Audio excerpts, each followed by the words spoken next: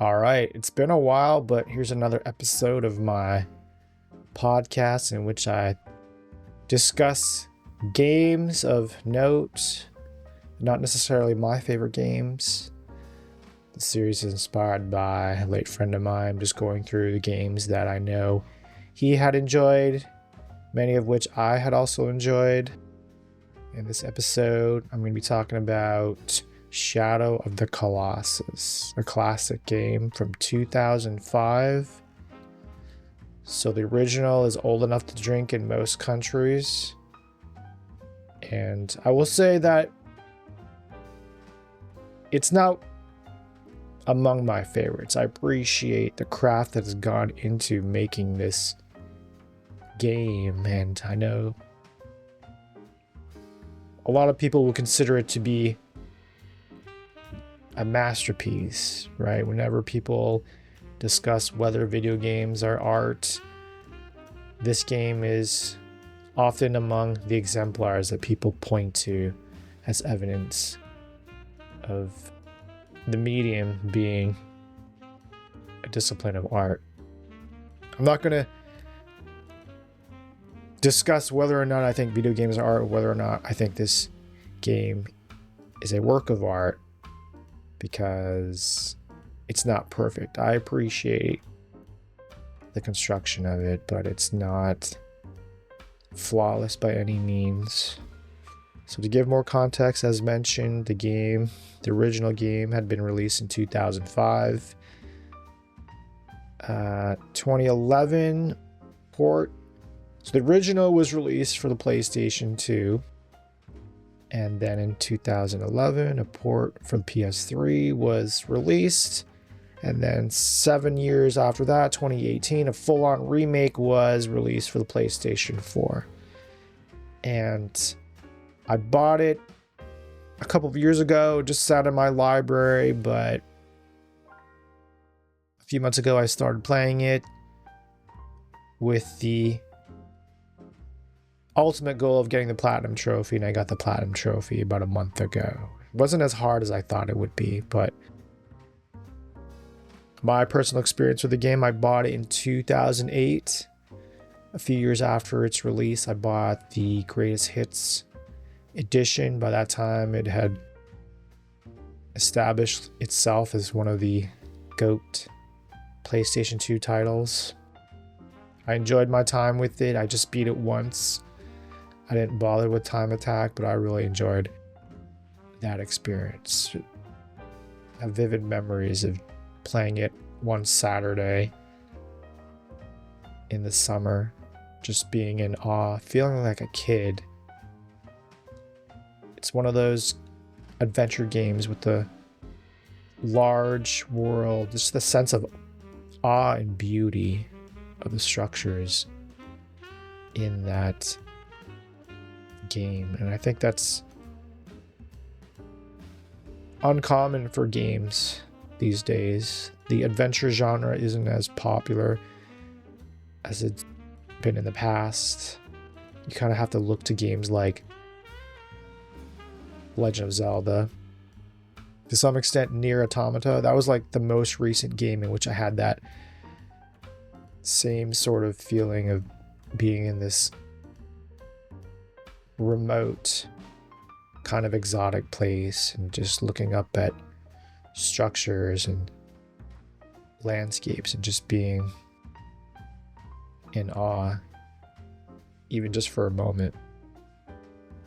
That's that experience, that feeling you have as a kid. Everything is new and mysterious and amazing. Yeah. So credit where credit is due. The developers really built the world. You could argue that it's very barren and uninteresting. That's by design. It is. But that's the premise of the game.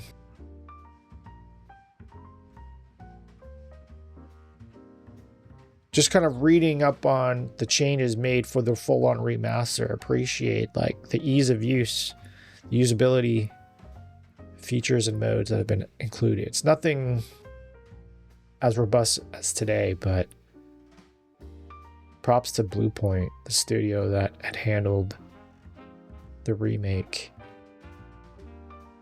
Yeah, my friend, I know that he revisited. I know he played the PS3 version. I remember one period I was staying with them, and I could hear him playing it in his room years after its release. It would have been the PS3 version, the one that I skipped. But I'll cut to the chase. I would recommend playing the PS4 remake. It's playable on the PS5. I played it on the PS5. Maybe not normal. You can play it on easy. That's one of the new modes that's been introduced in the remake. I wouldn't worry so much about losing your gamer card by playing on easy, because it's a more enjoyable experience. There's nothing to be ashamed about by playing on the easier difficulty. I think that's probably the more enjoyable experience, unless you're a hardcore fan of the series or you're really into adventure games. Otherwise, just play this game on easy. Yeah, I feel like as a gamer, you're kind of obligated to play this game at least once, just to experience it. I don't think watching a playthrough does it justice. If I were to compare this game to a movie, it would be like an indie art house critical darling. Something like Paris, Texas. Something that's not a blockbuster, not a household name, but if you ask diehard fans and critics to make a list of all-time great games, this work is one of those things that would appear on the list of people who are really into the medium, as opposed to like the layperson. So that's Shadow of the Colossus, those 3 versions. The 3 C's, I'll just kind of describe the game. So the premise is the player controls Wander. He's a young man, very early into the game through the story scenes. He's on horseback. He's got a young one with him. The game is very restrained in its storytelling, very subtle, but it's pretty clear that she is at the very least unconscious. So he places her body on this, I don't know, platform in this temple. I don't know if it's obvious to anyone who's unfamiliar with the game, but it's really, she's dead, and he's trying to revive her by taking her to this remote and locked away world. And he goes through exploring the place, taking down these colossi, these gargantuan creatures that are pretty docile, right? They're dormant, but he wakes them up and he takes them out one by one. And he's guided by this omniscient being, this voice from above, literal voice from above. That's really the central premise of the game. So the player controls Wander. He's this young man, as I mentioned. Having taken a course in gaming user experience design, what user experience and research for game design, the instructor kind of pointed out how the animations of a character, their movement, right? Obviously the design of the character, but the way they move can convey a lot about that character. If you pay attention to the way he stands and runs with his sword dangling beside him, the way he swims and whatnot, he's very like new to this type of endeavor. He's not like Link in the Legend of Zelda games, where he's this very like adept warrior. He's a noob. That's interesting. And he's got his horse aggro. The controls, The remake has an updated control scheme. Even with the changes, a lot of people complain about the controls, and I can see where those complaints come from. It's not the most intuitive, especially the horseback riding. I'll get in more into that. The camera is your typical standard 3D camera. It rotates, it orbits around the character. You can have some control, right? You can move, you can orbit the camera around Wander along the horizontal and vertical axes. You can hold the button to make it switch, focus on like a Colossus if you're fighting a Colossus, or you can, I think there's a button to make it switch sides. But it's one of those games where as soon as you start moving forward, the camera will automatically reset itself. And that's in some ways good and some ways bad. Yeah, so those are the 3 C's: camera, controls, character. Now, in terms of the pros, the game is beautiful, especially the remake. Just the first few minutes that I've had with this game, just admiring the blades of grass swaying in the wind. It's so amazing. Like, major motion picture quality, amazing. As I mentioned, it really conveyed, even the original with PS2 graphics really gave a sense of awe, just being an insignificant being in this place of large things, the Colossus, Colossi, but also the man-made and natural things, man-made structures, natural geography, cliffs, hills, lakes, and whatnot.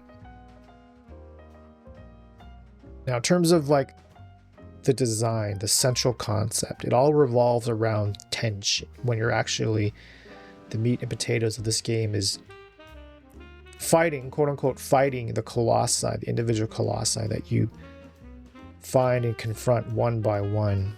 It's the tension of like hanging on in a literal and figurative sense, right? So as Wander, he's got 2 weapons. He's got a sword, he's got a bow and arrow, and he is able to climb, jump and climb.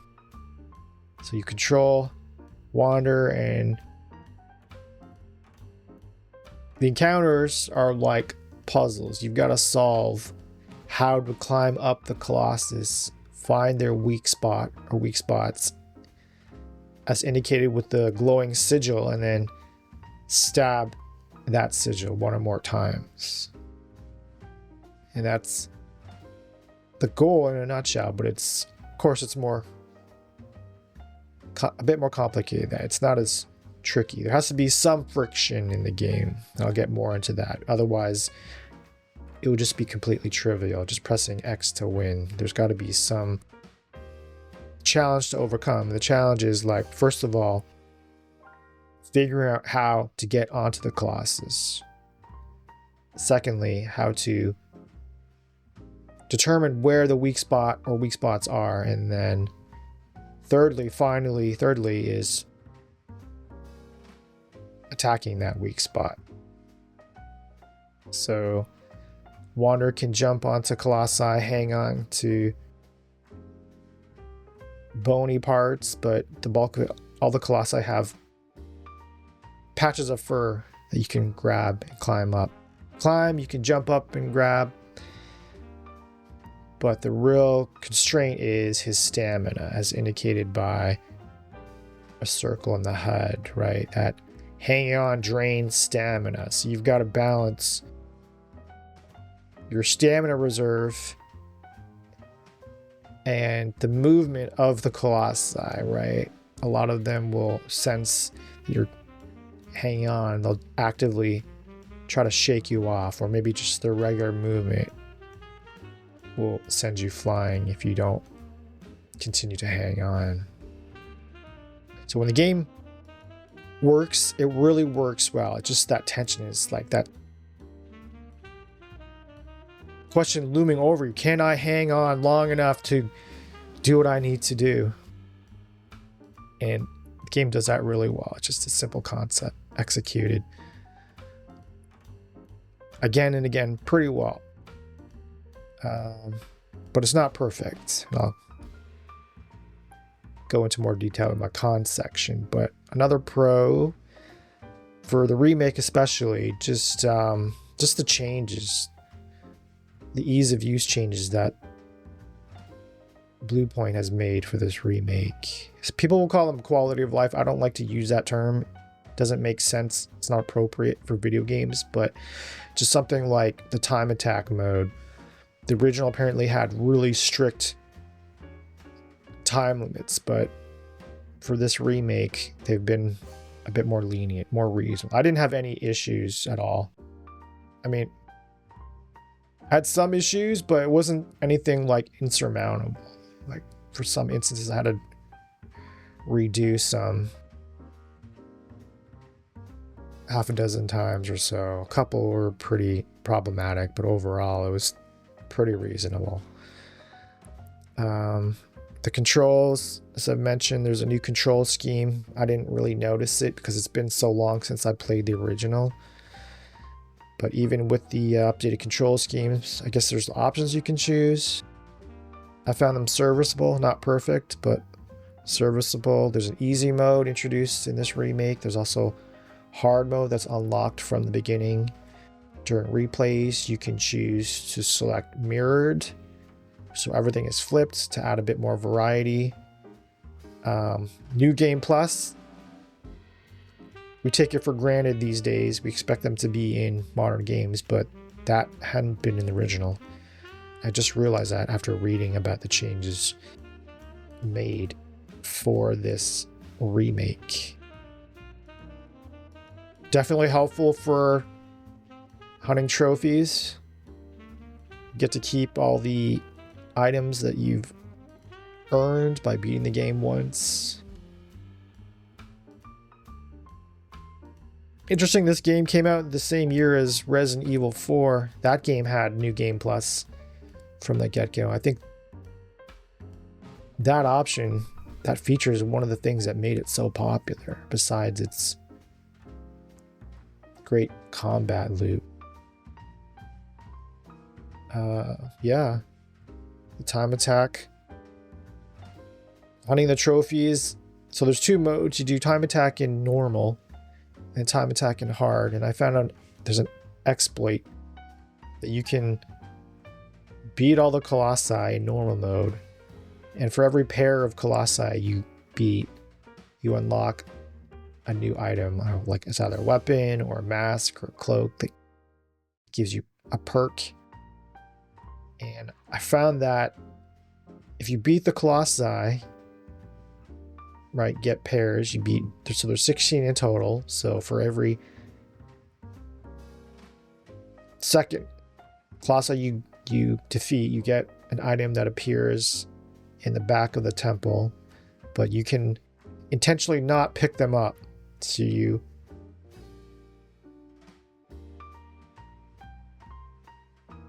beat all the Colossi, earn all those 8 items that are, for the most part, unique to normal mode, and then you could, of course, save the game. Then you create a new game. This time you start it in hard.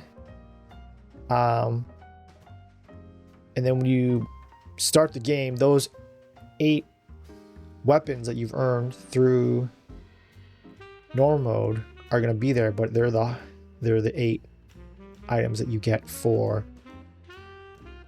beating the time attack mode in hard, right? So you can pick up all those hard items, and then you can go back, start a new game plus, load, and then you just beat those Colossi again in normal. So you get the 8 normal specific special weapons through one playthrough, and the hard specific special weapons. But you didn't actually have to beat the hard time attack or beat the Colossi in hard mode. Maybe not just describe it in the most elegant way, but it's an exploit that I took advantage of on my route to getting the Platinum Trophy. I don't know if that's an oversight, probably, but I appreciate that that community for bringing it up. So time attack mode, it's not a separate mode. So basically, once you've beaten the game, you load your save file, and then you go to the statue in the shrine. You just kind of like kneel in front of it. There's also shrines throughout the world where you can save your game and then restore your life and stamina. So there's two main elements: your health and then your stamina. That's what you need. You need to have both. Obviously, you need health to stay alive, but your stamina is what helps you mount and stab the Colossi. So one change that, again, it's been so long since I played the original, but in the original, as you progress through the game, your stamina increases. So it's represented with a circle that expands. But late in the game, that stamina circle is so huge, it's distracting. Whereas in the remake, the stamina is just the diameter of the circle stays fixed, but there's like a horizontal bar that gets attached to it. So it's one shape, and then as your stamina increases, that bar also gets longer, while the base circle stays the same. So it's not obstructive. The HUD is not obstructive. The gameplay. Yeah. Cons.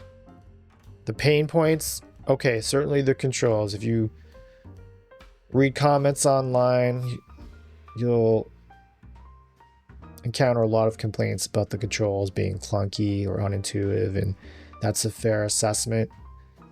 The horse in particular, aggro, does not really control like horses in other games. I can kind of see the design philosophy wanting to make it seem like a creature. It's not going to act as if it's reading your mind, right? It's a living creature, so I can see why maybe having a bit of unpredictability is justifiable within the world, but it's still annoying, right? I find that like it slows down for no reason. So you mount it, and then you press the PS4, PS5 triangle to move faster. I don't know if you're supposed to press it repeatedly or hold it. I think you just press it once or twice, so it starts to run, gallop. But I find that even if you nudge the directional controls left or right, it'll slow down for no reason, no explanation. Doesn't make sense. The camera, for the most part, I mean, it works well until it doesn't. I mentioned that as soon as you move forward, the camera will automatically reset itself. Wouldn't be an issue if it weren't for the fact that as you're riding through, the camera comes down low, sits low behind Wander and Aggro. I guess it's to make the player feel more in tune with Wander, but I don't really like that, because a lot of times you might be approaching the crest of some formation. You don't know if it's the crest of a hill or the edge of a cliff, right? Because the camera is just so low. I mean, you can manually move the camera up and over, but you shouldn't really have to, because it's just going to reset. I've done a little bit of studying of camera behavior in video games. A lot of times, so the camera orbits around the character, but if there's anything that blocks the camera's orbit, right, one of two things can happen. The camera could move through that object, right? The developers could code that orbit blocking object to be transparent or not solid. Or it's more common for video games to have that camera, once something blocks its orbit, the camera then kind of moves forward. And that's really why a lot of times in games you might find especially in close quarters, your character's next to a wall or something, or in a small room. Camera kind of shoots forward, and it's kind of unpredictable if you're not have that understanding. That's problematic because a lot of times you're climbing a colossi and the camera is like up against one of its body parts. Yeah. But one of the automated functions, if you hold it, camera will lock on to wherever the colossi is located. So that's kind of helpful. I didn't really use it much, partly because I didn't really play this game in one continuous session. I would not play it for days or even weeks at a time, so I would totally forget about that function. The wayfinding. Okay, so this game is like, it's not like your modern game where your next objective is clearly marked on your map. The map in this game is stylistically pretty cool. It's like a hand-drawn map, and there's actual hand-drawn clouds on the map to represent the fog of war, the area that's unknown to you and your character. As you progress through the map and you progress through the world and you switch to the map, you can see like a line tracking where your character and you have gone in the world. So that's kind of neat, but the way to locate your next colossi that you're taking down, so you have to take them down in a specific order. It's not like an open world game where you can take them down however you please in whatever order you want. You've got to go through number 1, number 2, and so on. So Wander has this sword. It's the same sword that he uses to stab the colossi. You hold the button to hold it up, and light beam points you in the direction. How narrow the beam is, how concentrated the light beam is, the more the stronger the signal. Like the closer, not the closer, but how correct your current heading is. And if the light beam is more like divergent, it's not as concentrated, then it's like you need to change your heading. So it's a good concept. It makes sense within the world. It's a nice diegetic wayfinding tool, but it's not foolproof because your character has to be in a sunny place because it's a light beam. The way it's explained in the world is that the sword draws sunlight and directs you in the direction you're supposed to. The general direction, that's the key phrase, the general direction.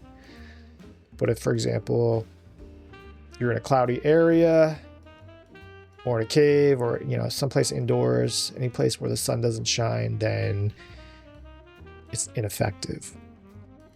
But once you beat the game, you do have access to a special item called the Queen Sword that shines regardless of where you're located, and that's super useful. That's only after you beat the game. And there's a lot of places, like the world isn't super huge, but I found myself getting lost for a few of the colossi, partly because I just couldn't see it. I couldn't see like the path I was supposed to take because my settings, like, it was almost camouflage or disguise. I used the default brightness settings. The last one in particular, and there's one colossi, there was a cave, there's dust in the way, it's dark. It's just like, it's not fun, right? Wandering around in a place as beautiful as it is, not knowing where to go, it's just not fun. I understand that there's supposed to be some kind of friction, as I mentioned, some amount of friction. It would be completely trivial if like the sword highlighted the path or some other markers told you exactly where to go. I don't know what kind of compromises they could have made. If I were part of the design team, I would maybe like give the player some kind of capability to like charge up the sword, like you're charging up its battery so that it does work in a dark place.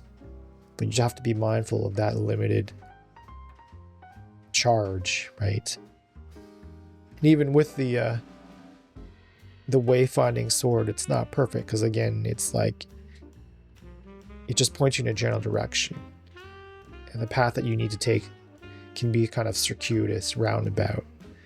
It's not just a straight line.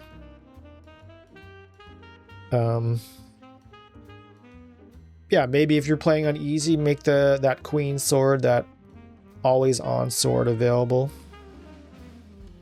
But aside from like, yeah, some kind of way to make the sword more useful in places where it would otherwise be ineffective.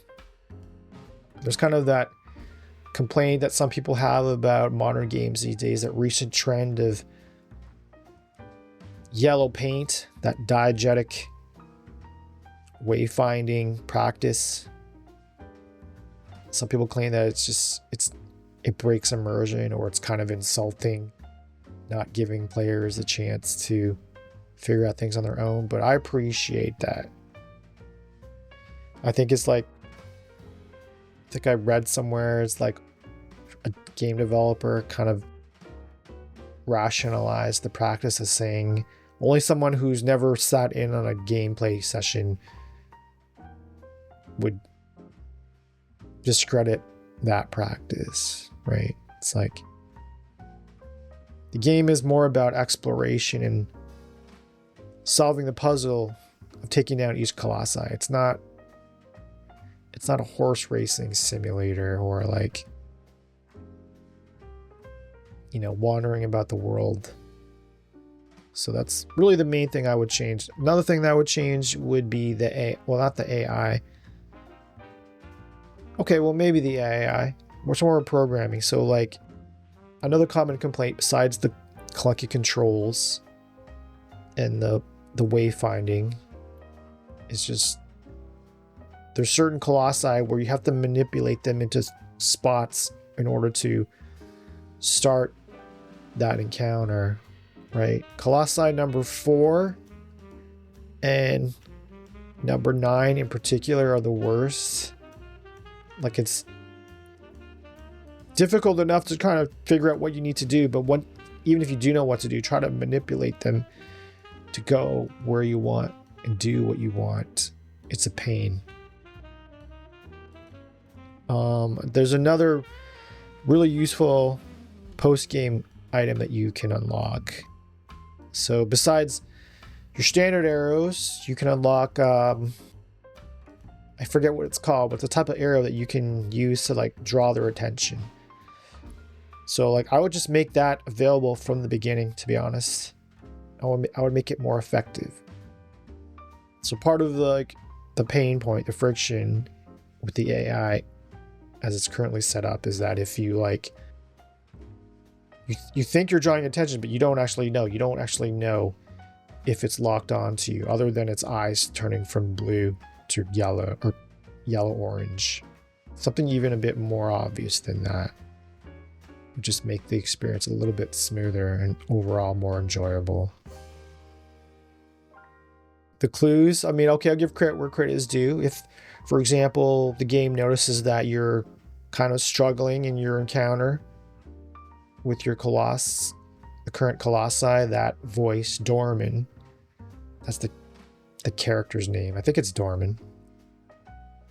But that omniscient presence being will just give you clues. It won't be super direct. It'll be kind of cryptic, again, because there's got to be a little bit of friction, uncertainty. But even the writing of it, sometimes it confused me. I also feel like there's instances within the environments that are intended to kind of throw you off. Won't spoil it, but like I would look around and I would see structures and I would assume that I would have to try to climb that structure in order to get onto the Colossi, but that wouldn't be the case. But then I would think afterwards, I would be thinking to myself, why would the designer include that structure if not to like be a red herring? Yeah. So improvements, I kind of mentioned that. My suggested improvements, I would kind of make those two key item, really useful post-game items, that Queen Sword and those distraction arrows, attention grabbing arrows available, at least in easy mode. Certainly the arrows, I would make them available from the beginning in all modes.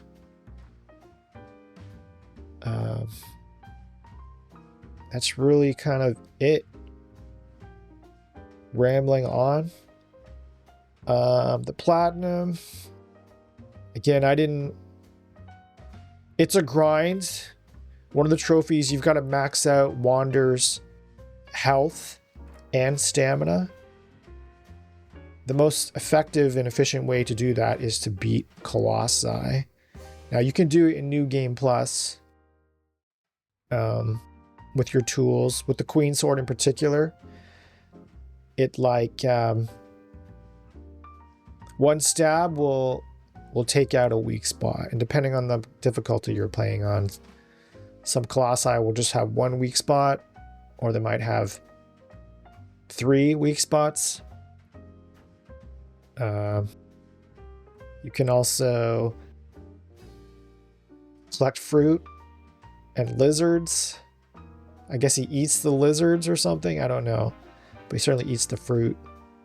And those will incrementally increase your stamina and health.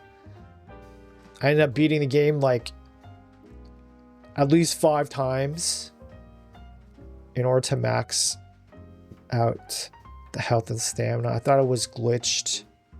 That's another thing that's kind of off about this game. It's like you don't know how much your stamina and health have increased by. You don't know if you're at the max. I just kind of did it randomly. I like beat the game several times. Took down a bunch of Colossus. You can kind of farm kills by maybe, for example, once you have all the special items, use the Queen Sword. Just load up your save file. I think it's all saved to your user profile instead of individual game slots, but you just start a new game on easy, kill like the first 2 Colossi because they're easy to locate. They're not too far away. Just keep doing that over and over. It's repetitive. I would do it when like watching TV or listening to a podcast or a stream. Really grindy, but I appreciate reasonable changes to the time attack. From what I can tell, they were pretty reasonable. Yeah. What else is there?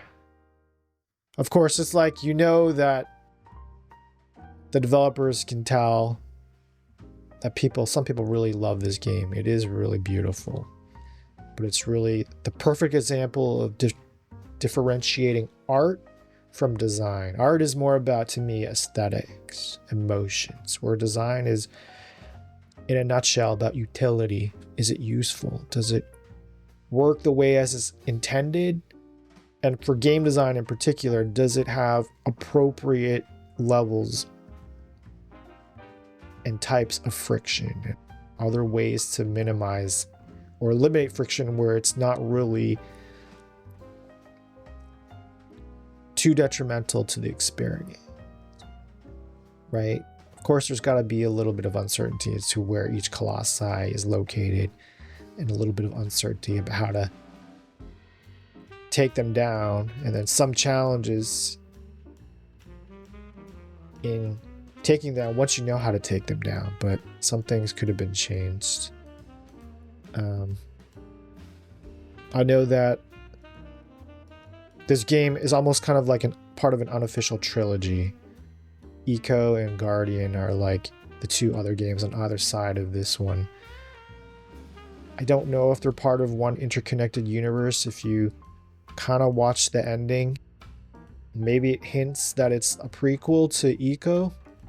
Eco, as from what I can tell, you play as like a young boy escorting a woman through this space inhabited by these shadow monsters. Kind of thematically, it's similar to this game, but I know my friends really liked Eco. I don't know if you ever played Guardian. I don't know if I ever want to play those other two games. But this game, I would recommend playing it on easy if you haven't. Again, like I said, watching a playthrough doesn't really do it justice. It's not too expensive. You can get it for cheap. For now, it's a PlayStation exclusive. Yeah, Shadow of the Colossus. If you've played it, let me know what you think. It's a great game that does kind of make you feel like a kid. I will say that, like, if it controlled a bit more intuitively, and if the wayfinding was more consistent and intuitive as well, then it would have been a great type of game to watch as well as play. Yeah, thanks for watching Shadow of the Colossus.